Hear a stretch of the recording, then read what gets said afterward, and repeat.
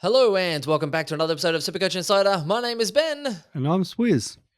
and thank you for joining us. It is Heartbreak City here in the Supercoach Insider community. Heartbreak for me, heartbreak for Swizz coming all the way up to Brisbane to watch his team lose on the Gold Coast. And it's Standard. a heartbreak for us too because Chris's team just keeps on winning, so nobody's happy up here at all. Swizz, thank you for joining us.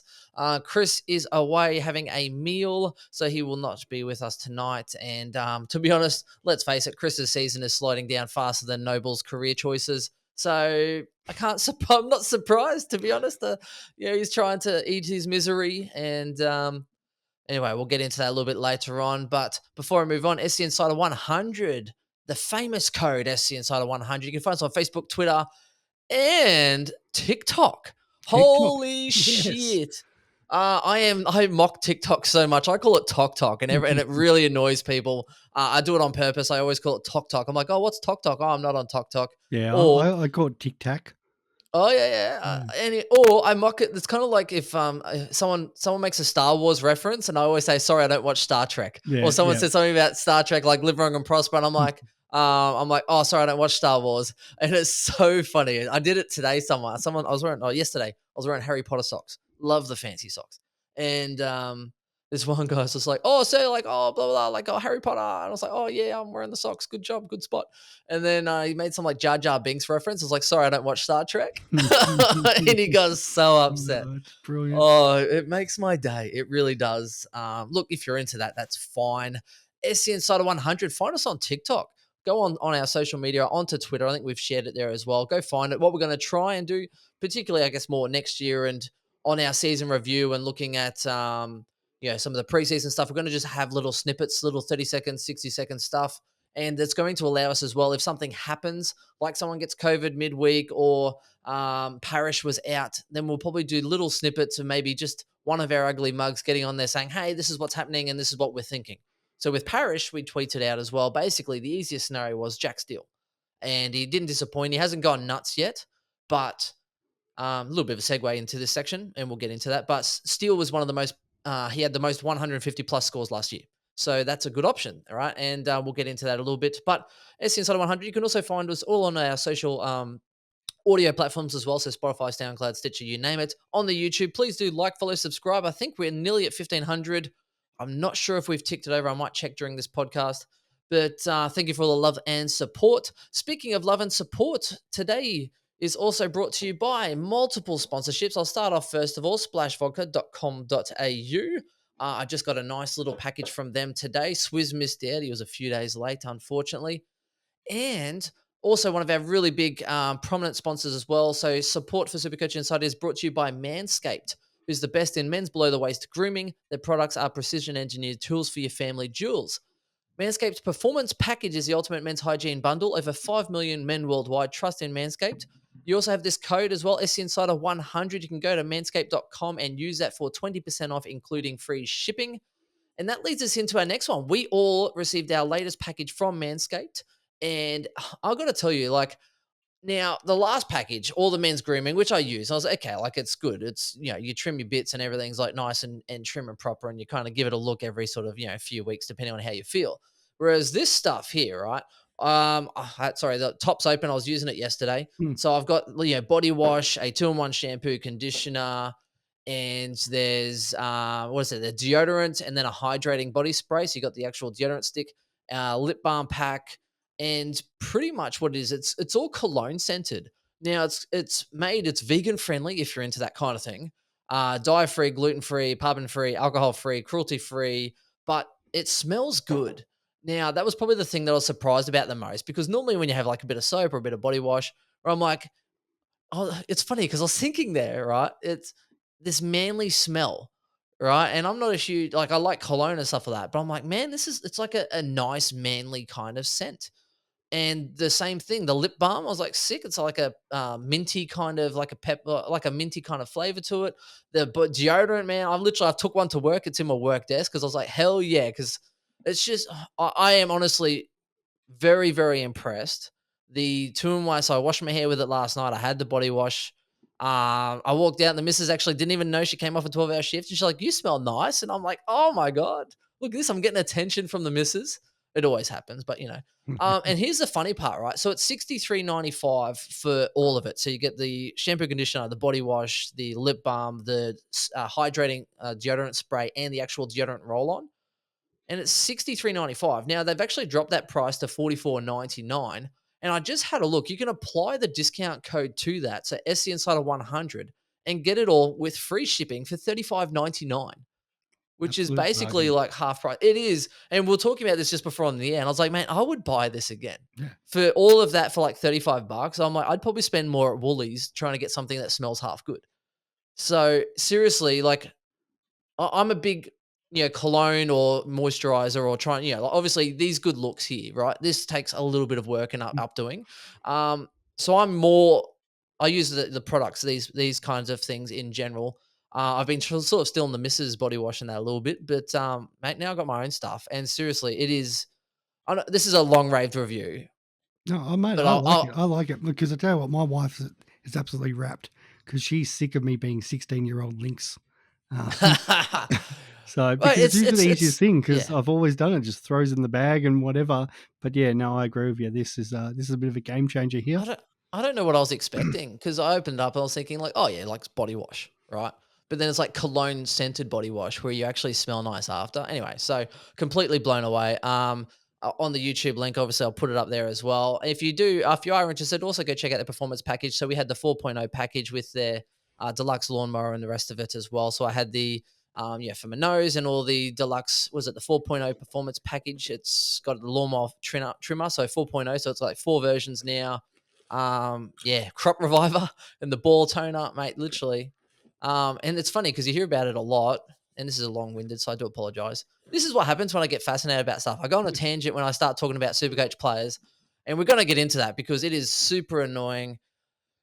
Lockie fucking Neil and the disappointment on not only for those who captain him, like myself, and I knew it was a bad idea, but I'm like, we're going to the game.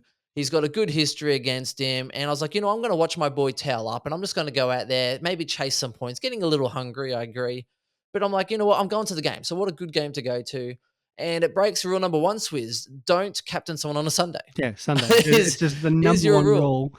And I was with you, and so was those gentlemen behind How? us who we got talking to. How good was that? We just Talking we're about his all super riding coach. Neil. But that was the whole thing. I'm like, I'm there with your mates and you, Benny boy, and it's sitting there in the Gabba members. Thank you for getting me up there. I was like, I want it to be a good day. I don't want to sit there and watch Neil get 180 and just be, in a shitty mood, more in of a shitty mood than I was in because of The the day price the day before, we'll before. get into So I'm Richmond like, in you know just what? a second. I'm all in here, mate. It's going to be a great day. We're going to watch the Lions smack the Bombers around, and dearie me, absolutely Caldwell absolutely tagged the crap Oh, out of friggin' Neil. he And gave up. the He worry is now, gave up. if you are a Neil owner, which is nearly everybody outside of my mate Abdul, every team has to go to Neil.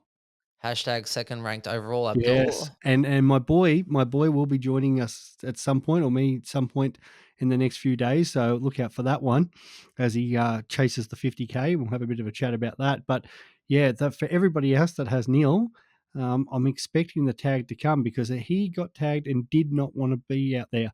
He And did still, nothing. we got unlucky because he had the chance to win the game.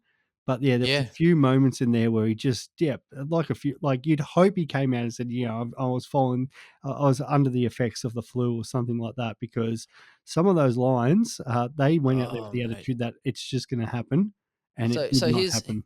here's the thing. So they were missing experienced players in defense, and which I get, and there is an excuse there, but just whether it was the strategy, the work ethic, or I don't know, because you see more live than you do on TV. But Neil was sort of there, and he does well trying to push off and run through and be active through the stoppage.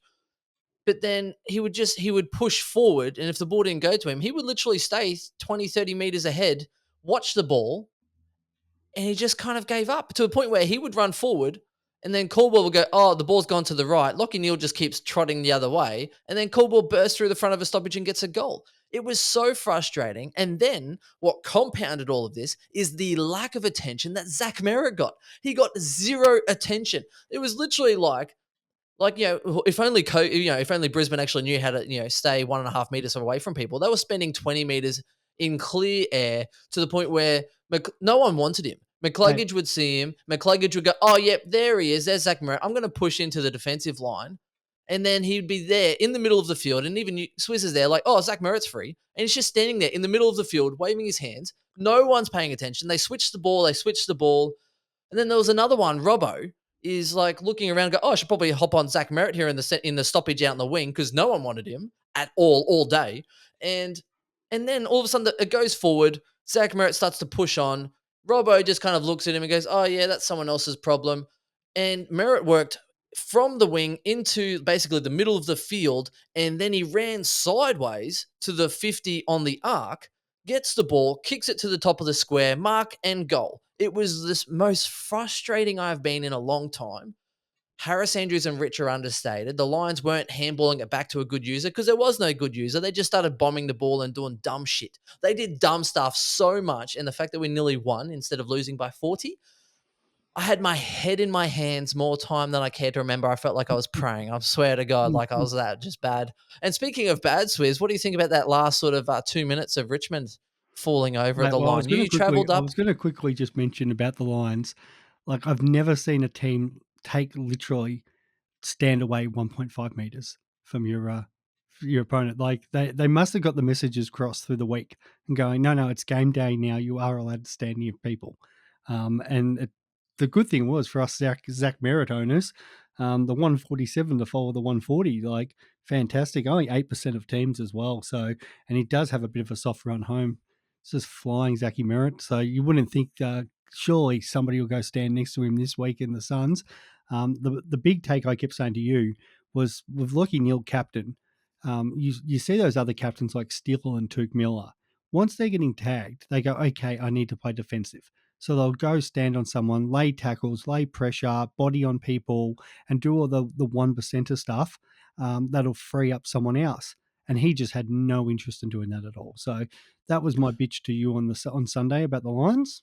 Yeah, mind you, Neil did get burnt about Oh, 5 or 6 times that we saw. He was yeah. he was leading up, and he was the only option. They ignored the first option and kicked over his head to a 2-on-1, outnumbered, and they burnt him many times. Or they're in there running through the middle of the field. They could have easily handballed it off to Neil, who would have run into the 50-meter arc to have a shot, and instead they kick it early and then kick it on the back of their opponent, of their teammate. So then all of a sudden the opposition's got best positioning, hold him off, intercept mark. It's just, yeah, anyway, it was real bad. Yeah. Okay. Um, Now so you talk about you, Swiss, because I'm going to, otherwise mate. I'll rant all day. And I don't normally rant, but I was so upset. You go, you Well, go. so it was awesome hanging out with Ben and seeing Chris as well. But yeah, Benny and I spent a bit of time together up there. Um, what was the other highlights? Going out, Australia Zoo was good. That was a nice part of the trip. Poker was standard for me. Kings into queens and losing to a flush. So I thought that was going to be the real down point of the weekend. Just my standard poker play, get it in good, and then lose, and didn't even get to the river. Lost on the turn. Well, then Saturday happened, and standard Richmond, 14 out of 16 times we've led at three-quarter time. And it's like our team thinks, well, footy's just so easy. We can start mucking around with the ball and showing off. And we saw that early in the year when, was it Bolton showed off to Doherty. And I thought Yep. Castagna, that was the whole moment there. Like he was just showing off, I'm going to run into an open goal, put the exclamation mark on. That's, I think, mentally how the boys play. They get up against every team. They think, oh, well, this is just so easy. Switch off. And you can't switch off in any game of footy. And that's not trying to overplay like Richmond and that and saying, oh, we're just that good or whatever. But 14 out of 16 times we've led at three-quarter time. Like, Well, I think it's so easy. Jaden yeah, Short's yeah, like, I'm just going to they do. slap this ball out of your hand. Yeah, and that's the other thing. It's the ill discipline. Like good teams, good leadership doesn't let that happen, and it's standard there for our club to go. We're sort of better than everyone else. We can get away with everyone else. If we don't get away with it, we sook up. Instead of somebody going, "No, this is how we're going to play. This is what we're going to do." And yeah, it showed. Like teams get momentum. Like it's so easy in footy now with that 6-6-6 rule. that you get a bit of couple goals up. You look at the Pies to North on the weekend. The Pies that happened to them about 6 weeks ago to Geelong. Good teams, and it doesn't even have to be good teams these days. Teams will get on a run. They start getting that energy up, and any team can put 3, 4, 5 goals on you in 10 minutes, and that's exactly what happened. Like Richmond, Castagna mucks up that moment, and it's not him alone. I know he's been attacked and singled out, but mucks up that moment. The Suns then have that little bit of belief. We give away a couple of stupid free kicks and a 50. Rally kicks that goal, and all of a sudden the Suns and Tuke Miller think, oh well, we can win this. And Noah Anderson, like that guy, I was saying to Ben, I've got a list. Benny, myself, the other Benny, The and Supercoach future watch Mother, list. Let's we've let's kind run of through got that a list bit of that. quickly. Yeah. So Chad Warner's been on that. I think the guy's a superstar. I think it was it Cook? LDU was mentioned It to was Four watch. Eyes Purple. Damien Barrett was talking about him. He could be a future Brownlow medalist, and yeah, he's got all the skills because he's a goal kicker. He could be in that Who are you conversation talking about? in a few years. Warner. Warner? Okay, sorry, I threw LDU and then you Yeah, kept yeah. So talking, so I Warner, was like, right. I love LDU. It'd be interesting to see how the new coach and how that all plays Yeah. out. And Y Cunnington coming back in. yeah, so that'll be interesting. Noah Anderson for sure. Like compared to the attention Rel gets, Noah Anderson is so underrated, and he was a number 2 pick. He's got an inside and an outside game, Yep, very kicks much. goals, and if the Suns are going to keep winning, he's going to keep getting more and more points. He doesn't. He's got a really good floor, and yeah, he's got the ability to go big as well. So Yeah, and he's we're definitely relating him to Walsh even a little bit, where yeah, you can inside outside that kind of class and polish, whereas Rao's the pitbull. yeah. Now he's kind of like a Cripps or someone like can get a lot of contested ball, and I still think Rao will improve over the years and develop more of an outside game, because I still think he's still a good user, but at the moment he's very one dimensional, whereas Noah's inside outside and quite clean. And the funny part is I've seen him butcher quite a few kicks, and I still think he's quite a good user for a guy who's only like in his a few years in. But I still remember preseason game him literally kicking around his body underneath someone's arm and nailing someone 40 meters away on a lead. I still think he is definitely unreal. Yeah, Someone that if the Suns keep their like all their lists together for next year, and Ben King comes back, and I told Benny that story. I was in line to get a hot dog at halftime, and Ben King walked through the line right in front of me, and like I swear nobody else noticed that it was him. He's only 202 centimeters walking through the chip line at halftime, and I would think every head would turn, but not up there in the Gold Coast. Benny King just walks around doing whatever he wants. Mate, that's why some But people like it up here, like yeah, that's Danaher or right. whatever have you. Even these big players, people probably just look at them and go, "Oh, maybe they're a basketball player or Yeah, something." something like that. That guy's an absolute I think that's beast. why people like it up here because you can actually live your life. You can train, you can play footy, you can still be a professional athlete. Walk away from the club, and you're not getting bombarded or hassled or harassed. Even though we like to say hi or take photos, but I can imagine it'd be quite exhausting for some people because you can never fully switch off. Um, yeah. So anyway, I don't mind that. Now, Yeah, so that's enough about like us. Like, I still think we should make the 8, but then North Melbourne have changed coaches, and we know what that means. So oh, we're Noble like, today. like gamble responsibly, but if you are a betting person, maybe throw something on North Melbourne this week because it just happens every time. Oh, I Like wouldn't throw money on I've gone them, from wow, this is a percentage even if there was booster a to fire. oh, now here we go. We're going to bloody lose to North Mate, Melbourne. they are in disarray, and I feel bad that Nobles got stuck with it Oh because yeah, you drafted maybe not great, but then you look at the people they sort of got in. Polek injured and been horrible playing seconds or injured, right? Cunnington's out, so that hurts them big time for that experience and leadership. Then you've got Stevenson in on was it a 4 year deal, second year in, basically not being AFL relevant. Taron Thomas having a horrible year. Then you look at was it Will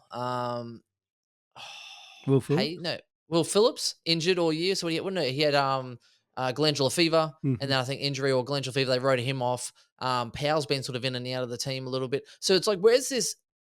Considering that Noble was meant to be like a development sort of coach that was meant to come in and develop these people, where is the development? They just and I put that a lot on the players as well. Almost like, oh, I'm getting paid, I'm getting a paycheck. Like Taron Thomas was mocking someone online saying, "I still earn more money than you'll ever earn in a lifetime." It's like, well, yeah, that's one thing, mate. But you're kind of taking the piss on people that have actually put their necks out or put their time and invested in you to not even repay it forward. And it's easy to say that from the outside in, but you kind of look at, Collingwood. Now, it also annoys me with Collingwood because, I don't think Buckley gets enough credit.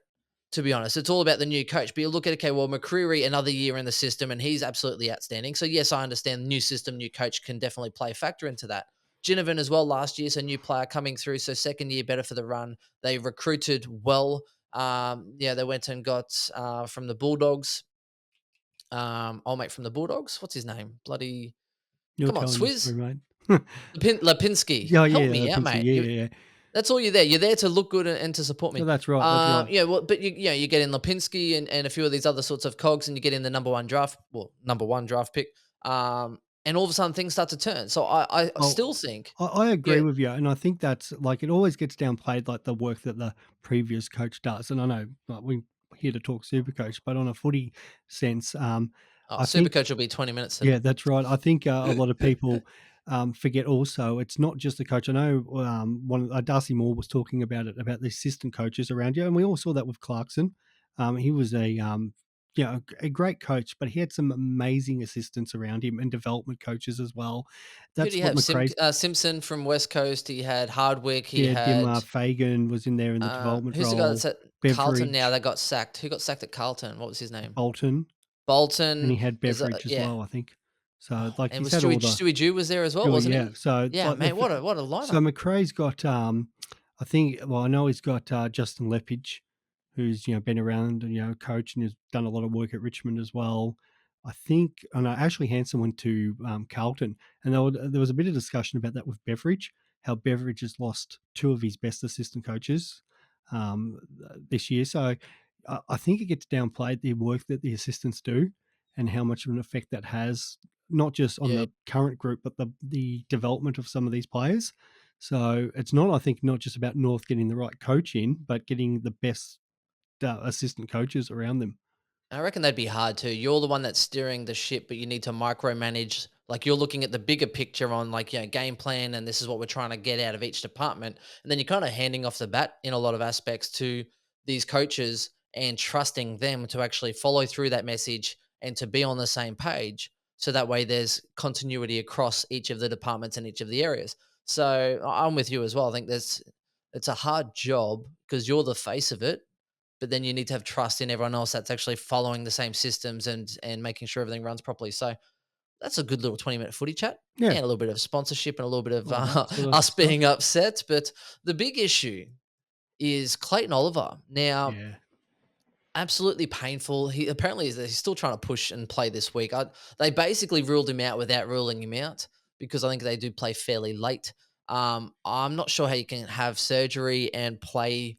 Was it 9 days later or 10 Yeah. days later? Well, they're playing up in the territory, and it's against Port Adelaide. No disrespect to Port, but Melbourne, without Oliver, should still handle Port this week.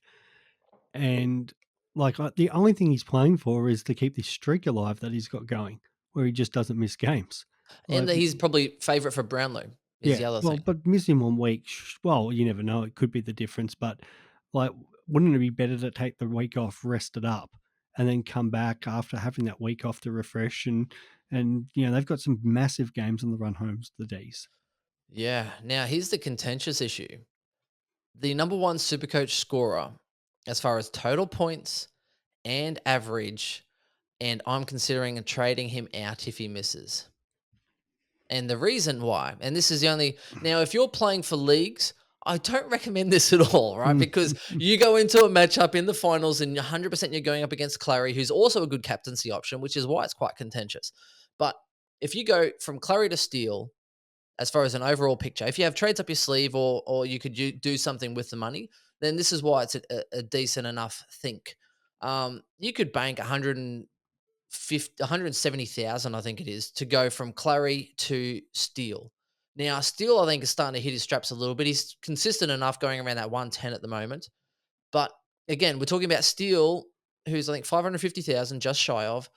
He had the most 150 plus scores last year. The back end of last year, he started absolutely going massive and going ham. Now, it's interesting because I think Steele could probably go 115 to 120 in the back end of the year. The D's have a very hard final run where they play up against a lot of good opponents. I don't think Clary's going to be tailing up like he did against Adelaide, against his good opponents that actually know and appreciate how good he is. So I think Clary probably averages you 120 to 125. So I think there's only a 10 sort of point swing, possibly. Um, and if you could do something with that money and upgrade a Hobbs who's 330,000 or whatever, if you can go from him to like a Bontempelli, or you could go from him to a Bailey Smith and then loophole Heaney and have cover with Heaney or someone else or Butters, then all of a sudden you're picking up Bailey Smith, maybe getting 10 to 15 points more per game than that person, plus also having a loophole which might gain you more points every other week. Plus, if you miss a 1 week or 2 week injury, you can then use that premium. Then it becomes very, very valuable and worthwhile. So this is the main thing we want to talk to today is about at the moment, a lot of people are looking at loopholes and should I burn my last couple of trades? Should I burn my last couple of trades and get a loophole? Now, number one, it sort of depends on where you're positioned, how much you are willing to spend, as in how many trades do you have, and who are you looking at getting? Because in our footy chat today, someone was talking about using their last two trades. That's it, done, finito, for cover in Stephen May. And I'm like, why? Why would you want to spend all of your trades to cover defense, maybe midfield, when if you have an injury, you could then get another premium better than May? You know what I mean? When you're down to your last two or three, things get a little bit more funny because there's no point in having cover if you can't trade a premium. Swizz, what do you think on this? I think It's that was very, very I tough. think that was Alex.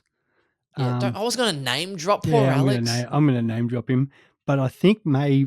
The only thing to him, May, he's already got the forward mid cover, so that's him going all in, saying, "I'm just going to use my bench cover for the rest of the year." Now, as For you two said, trades. it Yeah, comes down to you where you are. Now, let's talk about leagues first. If you've got like me and you're in leagues where there's 4 divisions, 10 divisions, whatever, and there's relegation up, and you're in that bottom four, and that you have to trade Oliver because you've got to save yourself from getting relegated. So that's the first thing there. And then if you can use that money, if you've got 2 trades left, beautiful, do that. If you're somebody who has more than 6 trades, and there is, I think, fifth overall has something like 9 or 10 trades left, something stupid. Well, that's you've got it crazy. so easy where you would be trading Oliver and then using that cash, or even If you're keeping. fifth overall, you could use many trades and get Yeah, that's so right, and do much. that, or even if you keep that cash and then try to upgrade one of your other players when Oliver comes back in, or bring Stewart in, that's a great position to be in. So if you've got more than 6 trades, That easy. person wins. That If person you wins. They are a have they league have to player. get aggressive now. Yeah, They have to win. if you're a league player and you're sitting ninth, 10th, or 11th on your ladder, or even 8th spot, and you're holding on to that top 8 for finals, well, then you've got no choice once again, even if you'll cover, because you have to actually have a look at your matchup. Because if you don't, and your loophole player maybe comes out and scores 90, and that costs you a league matchup. And the good thing you'll know is Oliver plays on the Sunday. So you'll know if how you're going in your league matchup. And you've got Essendon and the Suns playing after that. So if you look like losing your league matchup and you're in 8th or ninth, 10th spot, you could go Oliver down to Zachy Merritt or something like that, which will net you cash if you've got trades, and get you that league win. And then you can reset for your finals. So Yeah, because finals is next week, isn't it? Round 19. yeah, depending on what sort of league you're in, but Yeah, yeah, yeah. I think it's 19 or 20 generally. yeah. So because some teams people are playing in 20 team and 10 team and that, so it's all depends on. But I'm just running through some scenarios here. Depending on where you are in the league, those are the situations you need to trade. If you're in a situation where you play league and you're top four, you're looking set up there, and you've got, even if it's a rookie cover, well, you can afford to hold on to Clary, because for you it's making no difference. You'd rather Oliver in your finals matchups, so that's a position. So all those league positions scenarios comes down to what position you're in. Overall, then that's a different story, because as we were talking before, someone like Ben, if you how many trades you got left, Benny boy? Three, 3. but So depends. I might be burning two of them this week yeah. to kind So of at live it. least you've still got that one. Like, you'd in a perfect world, you'd rather more. I'm in the same position. I've got 3. So I'm not looking at trading Clary. I'm trying to trade in cover. So Goldstein coming in for me would mean I could cover all lines with my bench spot with Himmelberg picking up defensive status. So it gives me the option this week for Dunkley to cover Oliver, and then I just play Himmelberg and Cameron and all them on the forward line. So if you're in that position, and I've seen a few people of that loophole, if you've got the ability to keep Clary and you're banking a Dunkley type or whoever you're putting up there, a Parker or something like that, then that's fine too. Again, unless you are like unless you've got a chance to, I guess, finish in that top 10 and cash, and you get in that situation where your loophole player, hypothetically, let's just say it's Dunkley on the Friday night. So you already know how Dunkley goes. And let's say Dunkley came out and scored another 60. And let's say you're sitting 20th overall. Then you might be like, well, this could really cost me some ranking points. Then again, you might then go, okay, I'm trading Oliver out. I'm going the Merritt, I'm going the Took, I'm going whoever is playing after that. So it's so dependent on where you're at. And for you, Benny, who's ranked around the 200 mark, yeah, I don't mind it because those people who are going to hold, you're going to hope that people above you hold Oliver. Their loophole player doesn't go so well, and you might be able to catch up 50, 100 points on that person, and you might find yourself back inside like the top 150, even the top 100. I could tell you who I'm also considering getting rid of, which is probably another hot topic. Patrick Cripps can get out of my side. He's basically losing me my bet with Chris against Hewitt because Mm-hmm. Hewitt just keeps popping out good 110 to 120s and literally Cripps has only got 2 100 scores in his last 8 games. He is sliding. He has gone from averaging 125.6 down to 109.6 over 8 rounds. Right. It is very disappointing. He has not turned up in his last 4. To the point where I'm actually considering even keeping Clary because again, VC and C could make a big difference as far as points overall. And Steele against Cripps, Steele could end up getting me 20 points per game more over the last 6 rounds and getting me 120 points on top. Like it's so bad where if you have a loophole option, hell, I've seen people going Dangerfield and loopholing Danger so they don't have to play Cripps. Like it's, if you have the trades and stuff available for leagues, any time you can have a loophole on the bench that kills it and goes 110 or something, Patrick Cripps get off the field. It's basically as simple as that. He is currently a liability because every matchup I'm going in with Patrick Cripps and they don't have him, I'm kind of losing at the moment. And it's really frustrating. Where do you stand on Cripps? Yeah, mate, I agree. It has been so frustrating. And the annoying thing is with the loophole that the Blues don't play early in any of their games coming up. So, in a perfect world, because I've got the extra, if hypothetically I had everyone available next week, I've got 23 premiums. If Cripps played early enough, I could have just chucked him on the bench and then played my 23rd premium on field if he does stink it up again. So I think these are all the decisions where you're trying to bank on, okay, what's going to get me that extra 10 points, 15 points a week. And in some of these matchups, if you're playing head to head, that's all it's taking for you to get the win. And the difference between like some of the rankings is absolutely nothing. Like I think I looked at, it might be, I think you and I are like 100 points different, and we're about 400-500 spots.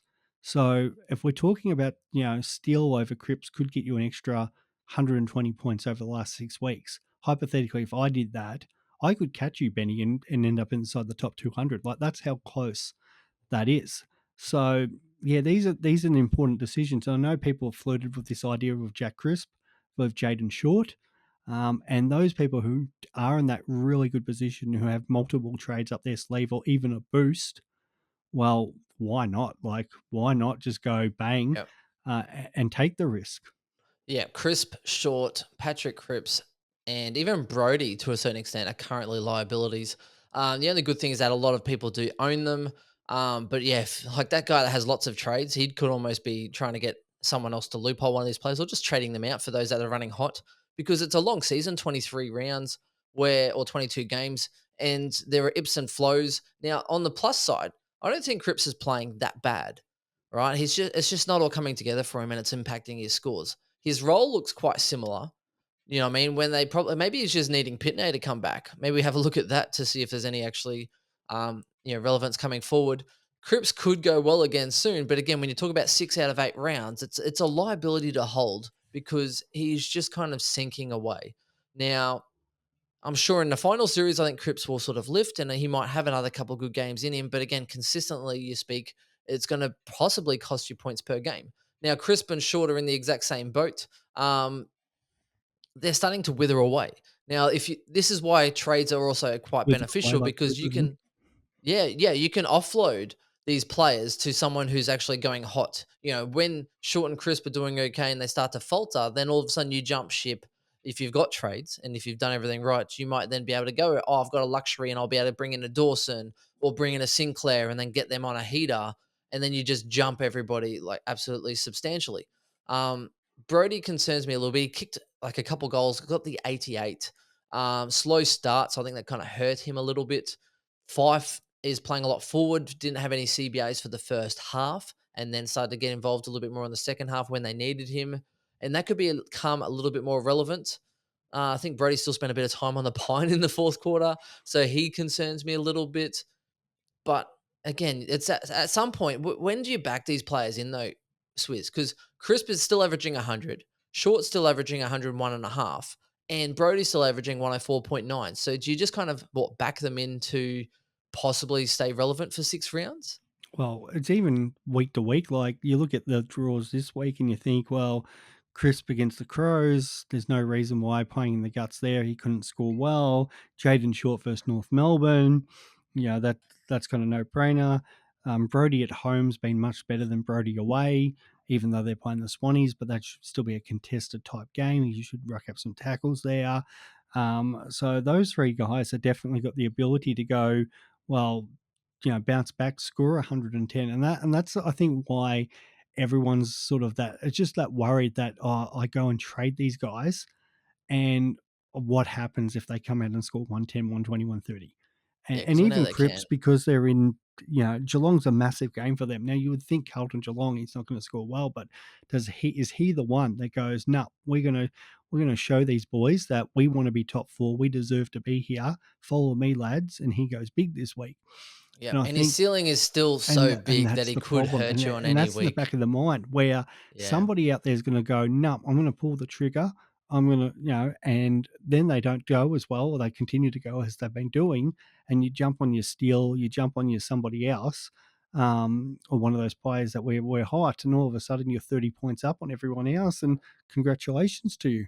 Yeah, for every success story, there's always a failure. That's for That's sure. right, it You hear the sure good is. ones. Someone jumps on someone and they start going big, and they're like, "Yeah, look how good I am." And then there are other ones, plenty of stories where they jump on someone. The whole Jackson scenario then misses a week. You know, there's plenty of either side, no matter which way. I like the people that just sort of back themselves in and make the trade and just cut it. And there's been a couple of times I sort of wish I pulled the trigger Yeah, no, and just I get left you. left left my team as is. Don't change it and kind of go, oh, but maybe I could be conservative. Just make that decision. Quick shout out as well to the person on YouTube who commented. I'm having a little bit of the Hibiki because he tried to recommend the Suntory whiskey Japanese Hibiki. It's very expensive. And I probably shouldn't be drinking this on a Didn't bloody pull Tuesday that out night. while I was there, mate. Um, Hey, I told you, you had free reign of everything in this house except for my wife. So, and the baby. But no, Hibiki, it's like $210 a bottle, maybe. I got it on special for 150. So if you can find it on special, it's very clean, very tasty, very delicious. I got it for about 155, I think. So I bought two bottles, one to open and one to kind of keep. So, yeah, well, nice. um, And that's why for me, now I'll have to wait and see kind of how North Melbourne are named, to see if Lee Adams pulls any big changes. But I'm very big on Goldstein. If I could afford Darcy, I probably would have gone there. But I'm only just slightly short of that. But still, I don't mind Goldie. He's playing for his career, and depending on what he wants to do next year, because I think he's keen to go on. But he wants to be a one club player. But does that fit into North Melbourne's plans long term? Probably not. Where we know Geelong keep coming for him. Um, and, he's got that ceiling, especially with Cherry out for the rest of the year. And Coleman Jones isn't going to be soul rucking. So, yeah, with the fact they've got the Tigers this week, and the Coleman Jones Tigers. could get dropped. He is that Sorry, bad. who? Coleman Jones could get Oh well, dropped. and that's it. He's that bad. And So Nor bad. and Richmond don't have a ruck this week because Nank, Soldo have both gone down. Samson Ryan is probably the biggest chance to get up. And I think Samson Ryan's one game in Supercoach was -2 or -1. Correct me if I'm wrong out there. But I know he scored negative in his only game of footy. So I like the You even you know of. why you know why he doesn't get a game? Oh, here we go. Well, he's got 2 first names, mate. Yeah, No one well, trusts that's a right. guy with 2 That's right. first You can't names. trust the guy with two first No, you names. can't. Yeah. Can't do So it. I expect, new coach, North Impress, Goldie could come out, I'm actually want to bring him in and vice captain him. So yeah, there's options like that where people who are thinking going like say it's Hobbs and Weir, for example, one up, one down. Especially if you're one of the guys that jumped on Himmelberg, you could go Weir down to 102k defensive forward, and then bank that cash, which is that'd be about close to 200,000. And Himmelberg then becomes a loophole player, and then you could use that 200k to upgrade Hobbs. And then, as you said, it could be a Darcy, it could be a Bailey Smith, a Goldie, Jack Steele, but that kind of might not work out for your loophole unless you've got Bont playing in your midfield at the moment. So there's a few options there for people who have some trades left to sort of maximise that loophole player. No way. And Ben's shocked about something. I've just figured it out. The Why would meaning I of go life. Ben has figured mate, it out. why would I go Clary down to Steele Yep. and not be able to afford Bontempelli, so kinda have to go for a poor man's Bontempelli in Bailey Yeah. Smith, Yep. when I can literally go Ware down to Burgoyne and Hobbs to Bontempelli. And then you keep Clary anyway. Keep Clary. That's Now I've what I'm got saying. Bontempelli. Here we go. Bontempelli can play for Clary this week. See you later, Clary. Get out of my side. Bont is there. Yeah. And I mean, obviously, I have to play Heaney this week in Perth, which I think is a big liability. Going to Perth where they have a good defensive structure with pressure, Heaney's going to suck so bad. There you go. Look, I'm happy. Swizz, there you go. My team's fixed. That's what I'm saying. Like, there's plenty of options there to have a look at with those sort of guys. So yeah, Weir, Hobbs are the main two. Unfortunately, Rosas was the one that really cost me because that's what I was expecting to get Darcy, or even I was going to bring in Gorn as my ruck, and then Darcy Cameron's going forward. And then I watched Rosas get -8 and then get subbed off of that. So he dropped about 45k. That was definitely not in my plans. But that's Yeah, footy, and that he was the cost you story of my Darcy. Saturday night. Yeah, that's for sure. It's I man, don't it's think that Saturday getting night could tense. have got actually any worse if I tried. Right. Oh, meanwhile, you remember how you spoke about the valley and how you sort of walked through there Oh and how it yeah. was pretty shady and the rest of it. Apparently, Shout out to all our friends in the valley. Yeah, go on. oh no, there was an incident Saturday night where someone lost their life. So I was like, that's what. Maybe I told you it was like a low level King's Cross, or Yeah. like King's Cross is now shut down. Yeah, it's pretty shady. But Yeah, to my 4 a.m. in the mate morning. Sam, who was up there, he was watching the Wallabies. Lucky I went to sleep and that because he messaged me about 2 a.m. and said, "Oh, do I want to go out to the valley?" And I was in that sort of mood. I was so tempted to go out as well. So it could have Oh, been me. you I should mean, it's have. friggin' Live a hell. little, Swizz. Live a Yeah, little, well, mate. I know, but it's basically the valley. It's like 11 p.m. until about 4 a.m. That's pretty yeah, much where it kicks off. that's where I was going. 2 Nothing, a.m. in the nothing, morning. nothing good happens after 3 a.m. I got a kid. I'm too tired for that, mate. Ed Sheeran wrote a song about that. Oh, I can't even think of an Ed Sheeran song, mate. So there you go.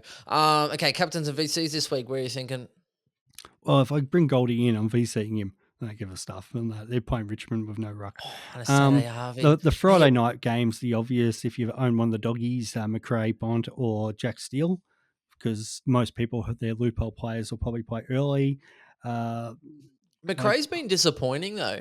he has Like, is been, it maybe when Bailey Smith comes in, he gets more attention, and McRae can just do his thing. But when you probably. have a look at as far as a VC option, he has one, I guess 123 maybe, but he's got one score that's over 155 in his last 8 rounds.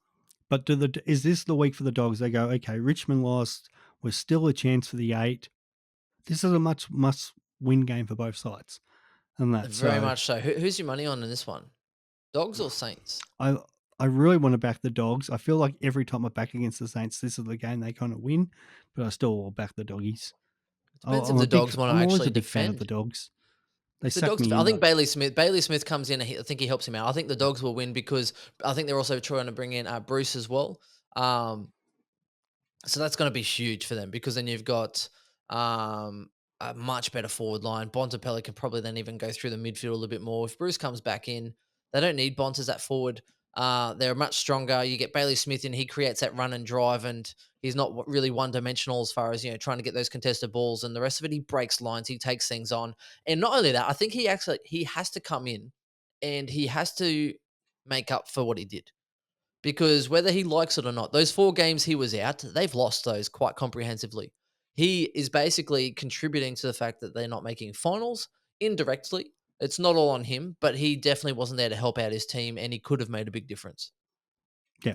And I generally just hate St Kilda, and that's and I don't want to because I have a lot of St Kilda mates, but yeah, I saw a few people talking about that. Bloody Cooper just needs to pull his head in because everyone's turning on St Kilda because of some of the shit that he puts out there. So yeah, that's probably my advice to him because I can't write it to him because I'm blocked like everyone else. So yeah, so that's that game. You got the Crows Pies, not the Giants Lions is an interesting one because surely Lockie Neal now gets tagged. How are they going all with COVID? They're all in the bubble right now. So I'd It can probably go be one of leaving that two alone. ways because Neil got 164 against them last time, but it was at the Gabba. Yeah. Now away from home, the issue is as well because there's younger players, particularly in the defensive line, they're burning Lockie Neal. They're not using him, so it's hard for me to kind of pick him even as a VC because he was good because there was a whole bunch of great people around him.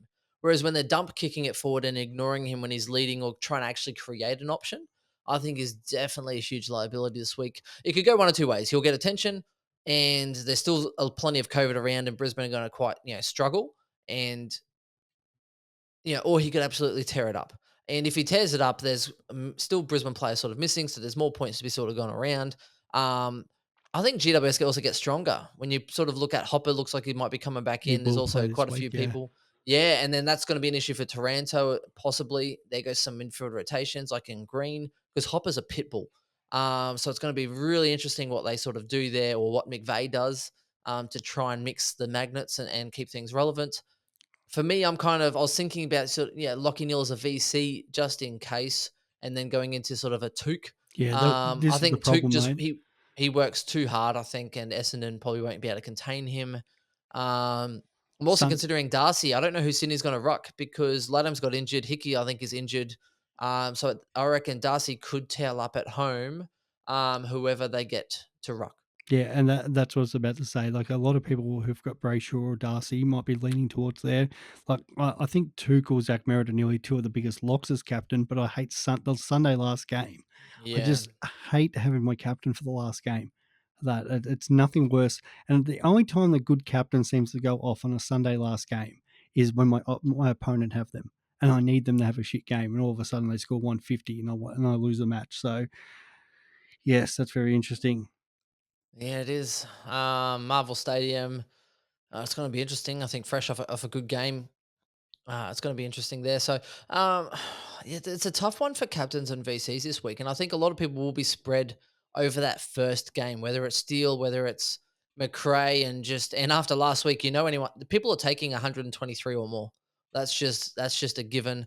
I don't mind Laird. I think he'll still rack up, but maybe not have the influence that he has been having recently. Any Richmond player I'd be pretty keen on there. I'm actually not even minding the Sicily VC into Took either because West Coast forwards, I think Sicily's toweling up this week. It's at the MCG. There's so much room there. I think there'll be pressure on the ball. I think Hawks are definitely good for it. And I actually see Sicily going sort of 130 plus this week. Yeah, I can't disagree with that one. I even thought about him as a captain, to be honest. I'm like, that's so wrong having a defender as a captain. It's just, yeah, super, super awkward. Yeah, it's a kind of Um, weird week this week, just the way the kind of the draw. It's not a bad week of footy. There's no, and we're finding that week more and more now that some of the games coming on the run home are actually some really good games. Well, should be some good games of footy. So yeah, it'll be interesting to kind of see that we haven't got the kind of the one sided. Well, the two one siders, North Melbourne, Richmond, but new coach and Richmond don't really have that big super coach person. And yeah, and Hawthorn West Coast, well, outside, as you said, Sicily, there's not that many big names. So no. yeah, it's a Except kind for of a bit Dylan of a Moore, weird. your mate, Dylan Oh, Moore. Mate, He's going big. how big was I on him 3 weeks ago? Didn't do that, and that's what you said about I sometimes laughed in your face. I sometimes you're just gonna honestly do laughed. it. Sometimes you're just gonna pull the trigger, do the trade that you're thinking, and yeah, Dylan Moore moved to the midfield. I think you looked at it, off their buy, Yeah, and you're trying to talk him up to me. Dylan Moore, 426,000. Yes, they play the Bulldogs, and then they've got like GWS, Adelaide, West Coast, North, Saints, Gold Coast, Richmond, Dogs again. And you're trying to sell me on him, and I I feel bad because I kind of laughed in your you face. did. And then he's gone 112, 90, 135. He also had a lot of CBAs. I can't remember what it was exactly, but he had quite a lot of the CBAs. They started throwing him in the midfield as well, and then they play West Coast and North next. Like, I'm like, mate, you could do a lot worse than getting Dylan Moore right now. And I it's don't know funny why I to didn't. say. At 426 as well, I was all Yeah, over yeah. him. And he's Absolutely averaging all over him. 112 over 3 and Yeah. 102 over 5. Mate, and he's probably going to go up over those next two as well. So look, I don't mind it as a shake. Um, Look, it is what it is. It's Yeah. pick your Like, I poison. could Tex still Walker, I do think, it, signed on. but I kinda want the ruck now. That's the problem. Like, I could still get on Dylan Moore, but Oh yeah. no, Goldie's a good shake. Yeah, Goldie's the With see, now that's the thing. I've missed Dylan Moore, and I'm looking at Goldie going, "This is my guy." Now, I've had anybody who's followed me for long enough knows Goldie seems to end up in my team on the run home every year, but he hasn't really let me down outside of a couple of games. But yeah, the Tigers, Hawks, Bombers next three. Yeah, I don't mind that so much as even if a you slow look at ruck. Goldstein's recent history. So when I think I'm not sure when he was out, Cherry, but I think it was from when Cherry went out. I was like, oh, Goldstein's not a bad option. I think you got DPP round 6, so in round 7, I think Cherry was out 125, 142, 103, 88, 123. Like absolute heater. 98, 104, 120. I think Cherry came back in. Maybe it was that 120 game. He kicked some goals. I'm not sure. 55, stunk it up big time. I think Cherry did play 120. the 55 game. Yeah, yeah, and then Cherry wasn't he Cherry was injured, and then all of a sudden back to 120. Yeah, Now, and when you have a look, Richmond don't have the greatest ruck. I have Hawthorn no don't have ruck the this greatest week. ruck. Yeah, exactly. And then Hawthorn, I guess what McAvoy and whoever they have sort of and gone through Reeves, there, Reeves, and then you've got Essendon. So they've got what one ruck who's not the Draper. most limble. Yeah, Yeah, exactly. Draper. I mean, the big O held him up last week, absolutely kicked a did. couple goals as well. Sydney, depending on, I think Hickey, I don't know if he'll be back at that point, but Laddams and Hickey are currently injured. Adelaide, Riley O'Brien, there's rumors from, was it AFL Yeah. ratings, who are probably the worst social media aspect ever. Oh, I'm blocked, so they must be the shittest ever social media on Twitter. Um, and then Gold Coast. So that's probably a harder one to finish. But I still think the next sort of 4 rounds, I think for Goldie is pretty good.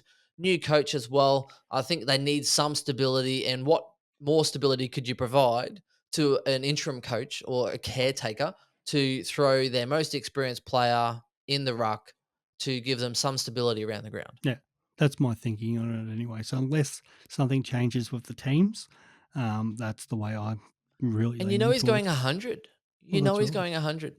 Exactly.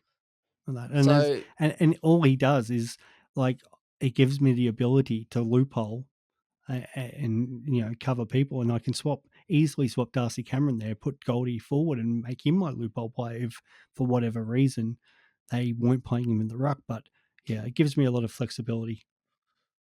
bloody Darcy Cameron. Yeah, that's going to be another issue. I think Grundy could be playing this week. So if you have plenty of trades up your sleeve, I wouldn't burn the trade just yet because it almost sounds like a lot of the talk is as currently is that Grundy could be the second best thing. If Cameron's killing it, and it's funny listening to Bucks talk about how they tried to get Grundy to play forward and it doesn't really work, and they tried to get Cameron to play forward and it didn't really work. They're both number one rucks, and they try and force a forward option out of it. So it's going to be really interesting to see what they do. I'm more interested to see what they do in the off season. I hate the media talk about it, but I think Cameron he's signed already, so now the pressure's on Grundy because they're paying him a lot, and not another club probably won't pick him up at the amount that they picked him up or for as long as they picked him up. So it's going to be really interesting to see um, what they do in the off season because I don't know how you can commit to DC and re-sign him, unless he thinks he's gonna, especially when what Grundy's I there for think that 7 years. people are thinking that with Mason Cox retiring, you've got Grundy goes back in the midfield, and then Darcy Cameron goes forward and he plays as that sort of David Hell option who then pinch hits in the ruck maybe 25% of the time. A bit like what But we try to do with Nank and Soldo. he's Um, better than 25 though, but he and is, that's and the thing. that's the problem. Like, and at the time when Grundy signed, and don't get me wrong, Grundy's the best ruck in the comp if he's fully fit. But so many clubs talk about this. You can pick rucks up from literally anywhere and pay them 300,000 to do the job. Like, okay, the gun rucks are the gun rucks for a reason, but you're still getting we talk about this even on draft day. Like you go down to the 10th ruck or the 12th ruck. Like those who have picked up Bruce and Flynn, for example. Let's just say you picked up Flynn in a draft at your I saw Bruce going as like the 10th or the 12th ruck, even later in some drafts. And then Flynn was like not getting even picked. So you could have picked up Bruce in your draft at, say, the 10th or the 12th ruck, picked up Flynn at pick 22 and loopholed them. And you still would have had a 100-point averaging ruck throughout the season in your drafts. Um, and that's no difference to AFL If I list don't get management. if I don't get the top sort of 3 rucks, I'm Yeah. out because there's no point. But we're talking about, two guys who are ranked so far down the ruck order, and from just even a footy perspective, have held up, and done the job each week. So that's the hard thing for Collingwood because yes, Port Adelaide don't really have a lot ruck. Like Lycett's obviously aging, and Sam Hayes is young, but they might still want it back in Hayes because he's had some time in the system. So if Port go out and get Grundy, well, then they're not going to pay his full salary unless it's a case of, here, can we have Grundy for a third round pick or something, and we'll take his salary on. Or it's a case of, oh, here, Collingwood, here's your first round pick for him, but you're paying half his salary for the next 4 or 5 years. And the Pies Yeah, that'll be supporters are like, well, interesting. we're paying Treloar and Grundy now to play against us. And Adelaide aren't going there because they've got Riley O unless Riley O was to leave. And then they've got Kieran Strawn as their backup. So, and Strawn's come in and shown that he can ruck. So he's not going to Adelaide. And why would he want to leave Collingwood to go to Adelaide to play for a Go team home. that's going to be in a bigger rebuild than what the Pies are? So, yeah, they've kind of shot themselves in the foot with how they've contracted them. That'll be interesting. I I can't wait. think there'll I be love a the off season. Like I people think there'll tell be a me, few I moves. love, I think there'll be a absolutely love the off season. few moves this year. I think Gardner will be gone from Brisbane. Daniel Um, McStay. and I think Fullerton probably needs to step up a little bit. Coming from basketball, I think it's took him a little bit to find his feet, but I think he really needs to step up. And I think they'll try and replace and re-image Gardner or play smaller. Well, that's Um, it. And I know we've gone on to some footy chat now, but I think yeah, footy chat. Collingwood are big into McStay and Taranto, but they've got to offload to Goey and Grundy to make it happen. Because the problem with the Pies, Ooh, they've I got think to. they need to get rid of one, or they I need to think they have pay to them. probably two because you're Yeah. going to have all these young players like the Dacoses, Henry. What's the other one you said before? The the You know what? McCreary. All You those know sort what, of, Colin? Yeah, I guess those sort of they're explosive on forward yeah sort of on pressure types. 120k whatever basement Yeah, less. wage. They're going to be signing their first You know what proper they should do? contract. You know what Collingwood should do? Get rid of DeGoey, get in Stringer, and you'll get a flog at half the price. Like they're both similar types. They're both the explosive sort of mid forward types that think they're better than they are. You know where Stringer's downfall was? It was when BT started calling him the package, and he started to believe that he was all that and wrapped up in a bow. Literally, I'm so frustrated since then. Look, I think Yeah, that's that'll us. do This it. is a little bit of footy chat. We just hit record and started doing this, going through a few different footy bits and pieces, including normally we finish at captains and VCs. But look, if you're a loyal listener and you just listen to us talk some shit for the last sort of 20 minutes, let us know if you'd enjoyed it. The Ben and Swizz show, the Yeah. BS show, Uh, uh, always great. Let us know if you want us to do something around the trade period or whatever, because I've actually had enough Or people. BBL. We're Yeah. talking Well, BBL, we're we are thinking. talking about the Big Bash again and actually doing it properly this time. So yeah, Let we've us know got if you're some doing if you're options. in the BBL, and the hard thing is that there's short turnarounds on that. So it's We're almost like we hoping the need to. fixture's better this year. Oh, mate. Hopefully, all of it's better with better international people. But we are both, big on the cricket. I sort of watch a bit of Foxtel and the Aussies falling over. Oh my Wow. god, so bad, out for 150. Anyway, well, we're both avid sports lovers. I love poker as well. Watch World Series of Poker. Yeah. Love my poker. Don't play at the casino though, Swizz, because I think it's bad for you. But I don't yeah, normally, mate. avid. I've spent enough time in the casino, The old usually Swizz on the dealing. other side of the table, but Fun. Fun fact about Swizz, ladies and gentlemen, because I didn't know until I was like, "Hey, mate, come and meet me at the pub." I bought a jug of beer Oh, because the line was 10 minutes should long. ring Swizz Cano rocks. and ask him Swizz about. sends me a message after I've already bought it, thinking I was being a nice guy, being a good host, hostess of the most of Swizz coming up to Queensland. And he messaged me saying he doesn't drink beer, which shouldn't be a surprise because he's on here all the time having these weird concoctions. So I had to give a random half a jug of beer because I was driving. I could not do a jug on my own. I do not drink and drive. I want to be responsible. Now, and then the other part, I'm sitting there going, mate, I'll cook dinner tonight. Don't worry, mate. We'll watch the footy. We'll do our podcast. I'll cook you up a feed. And I was like, I'll do a chicken palmy and a salad or whatever. And he goes, I don't eat chicken. So I'm 0 for 2. And I was like, what fucking good are you, Swizz? I When popped you into don't even have, you can't have pots and palmy. You can't have chicken wings and beers. Literally 0 for 2. I popped into the doctor's yesterday, and they were like, and she, this doctor I've never seen before. She was like, "Tell me about this non-chicken thing." But my good mate Stevie Cannon, he tells this story good because he's the vice president of our cricket club. Wanted to take me out for a thank you dinner, chicken shop, pot and palmer night. He was so pumped, and we got there and was like, "Yeah, I don't drink beer or eat chicken, mate, but I'll have steak and bourbon." The the absolute look on his face when I said I didn't eat chicken and drink beer, and that absolutely crushed him. But I it was all can good. confirm. I can confirm it's his only weakness, Yeah. ladies and gentlemen. I won't. I I've got won't a look few, down but on him anymore. But it was definitely off-putting. Where I'm trying to be a nice guy, mate. Next you time I'll were a just great like host, send. mate. I'll send an email in advance saying, "Is there any dietary Yeah, requirements, Mister Swizz?" it's all good. Yeah. I'm And how's expecting this? to cop a bit of flack on that one now, but yeah, I Poor cop it all Swizz. the time, absolutely all the time You're from my right, mate. mates. You're right. Nah, my Poor mates think it's the poor funniest thing ever. Poor Swizz has his flight cancelled, has to Oh, reschedule his flight, gets the last, well, an 8:30 p.m. flight out. So here we are. We watch the footy, finishes at about, what was it, about one, so about quarter to 4. Now, I could be a nice, I was like, Matt, I'll drop you at the airport. So we didn't tee this up. I'm like, I can't just leave you stranded. I was like, right, come over, watch the footy, stay for a bit, cook your meal. That's what you do for general people and nice guys like Swizz. Now, I was like, I can't just leave you. I could drop you at the airport 4.5 hours early, but that's not really cricket. That's not how we roll.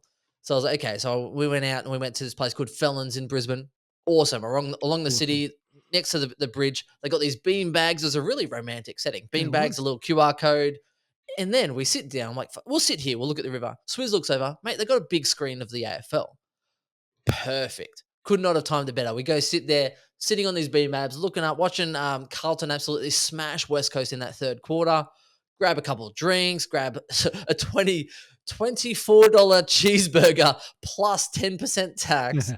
The most expensive cheeseburger I've ever had in my life. It was like $26.50. Mate, I'll go to McDonald's and get a whole family feast. You know how I hate overpaying. Um, Really good setting. Drop Swizz off at the airport with about an hour to spare. Loving life. Yeah, it was good to have you, mate. You should come up more often. Mate, I loved it, and that the wife wasn't so keen about that. But mate, I loved it. I tell you what, as a Victorian, the food, yeah, in Queensland's not not the best. There's a couple like I got absolutely stitched up in one place on surface. So, but I had an absolute awesome time. Got to see some outdoor beach tennis on the Gold Coast too. Some the beach tennis Australian Open. So that was Swizz, fascinating. when you Just try and abbreviate the Surfer's Paradise oh and you mate, call it Surface, oh it's surface, it's yeah. not a bench top, Yeah, mate. It's called mate, it felt like that, Surfers. mate. No, I'll tell you what, that's what I felt like I was fucking eating. Just yeah, no, it was awesome. Like just the random things you come across when you're out and about and just exploring What the can I two say? cities next to each other. So In Brisbane, we have no taste. yeah, yeah, that was it. No, but mate, I burnt appreciate it. I had burnt such a great time. coffee and literally smashed to a Slytherin steak sandwich. Yeah. So for anything the listeners that are going up, like, and that's something for the footballers, and I think we need to tag the AFL in that. The double header weekend, I had that early in the year at Tasmania, and then this weekend with the two games in Queensland. If the AFL could tee that up a couple more times next year, absolutely the greatest weekends. Yeah, because normally Brisbane playing Gold Coast are away, and it's usually tit for tat. So Yeah. it's yeah, it makes sense. And I quite like if you ever do get up to Gold Coast and go to Metricon, um, try and little quick tip before we finish. if you are booking a twilight game, definitely do not sit on I think it's the eastern side because the sun will smash you in the face. Now, I asked Swizz this, he actually bought tickets in the grandstand, which is shaded from the sun coming from behind. But at a nighttime or a midday, I think it's a sensational venue. I honestly do. And I better get used to it because I think the Gabba's going to be under a redevelopment from 2025 until Showground, mate. I 2029. think you'd be at the showgrounds. Yeah, I think they're talking about showgrounds or Metricon or even going to their Springfield new establishment for while the Gabba's redeveloped for the Olympics. So Mate, those seats that interesting. you're talking about, they were terrible, absolutely awful, worst seats ever, and that because that's where the Suns decided to celebrate Noah Anderson's goal, Right in front of me, right in literally front of me, right in front of me. and that. Oh, upset. And And on that note, last shout out, no, no, okay, last shout out. Well, let's just remind Swizz, we're in the Gabba member section, and Swizz is talking about, no, actually, we're enjoying a nice game of yeah, football, and the guy behind us talking about Supercoach football and stuff. So we're liking that, and he's like talking to his mates, like, "Oi, boys, how about the Gold Coast Suns yesterday?" And I'm elbowing Swizz, like, Swizz, listen to this, talking about how Richmond lost. Love it. Last shout out. Umundi ginger beer, Swizz. Now, you're a ginger beer man. I end up giving you a shot of Sailor Jerry's with Brookvale Union. It's a nice two standard drink if anyone's ever in for a nice two standard drink that is smooth. Umundi ginger beer, though, you can't really get it anywhere else. It's super expensive. It costs us, I think, $14.60 in the member section for a on tap. Unreal. Beats Brookvale Union, but I'm pretty sure a carton from your Mundy because you kind of have to buy it from the brewery. It's very expensive. But what do you reckon? mate, I love the fact that there was ginger beer on tap. That was awesome. Like we sit there and say, "I don't drink beer." Yeah, I'll drink ginger beer, and I Yeah, it absolutely doesn't count. loved it, mate. Loved it. That was Good old ginger it's beer. probably like our version of CC's on tap down here, but better, much better. Yeah, no, it's good. Your Mundy ginger beer is better than Brookvale Union, and I like Brookvale Union. So there you go. Look, that's it from us. It's a whole range of topics. I thought this would be a 40-minute shit show, but hey, look, it is what it is. It's kind of like a little radio segment. If you're Yeah, playing it's this at got to be work, like you get a that. little bit of comedic value. Oh, I haven't even made any puns today. I must Hmm. be losing my touch. Maybe I don't know. Let us know what you think. Let us know about BBL. Let us know if you're interested. Let us know what you want from the end of the season. Let us know if you want us to short us up and just talk about Supercoach, or if you like the shit show, as I called it, and the general footy chat. It's kind of like Swizz and I, the Swizz and Ben show, the BNS, the BS, because there's plenty of bullshit to go around. That's it from us. We'll talk to you later. See you guys. Say goodbye, Swizz. Yeah, it says, bye. I gave you the wave. What more did you No, want, mate? well, what if they're online? Fucking Oh, that's mutes. You true. gotta That is true. On the line. see you later. Cheers. Goodbye. Bye.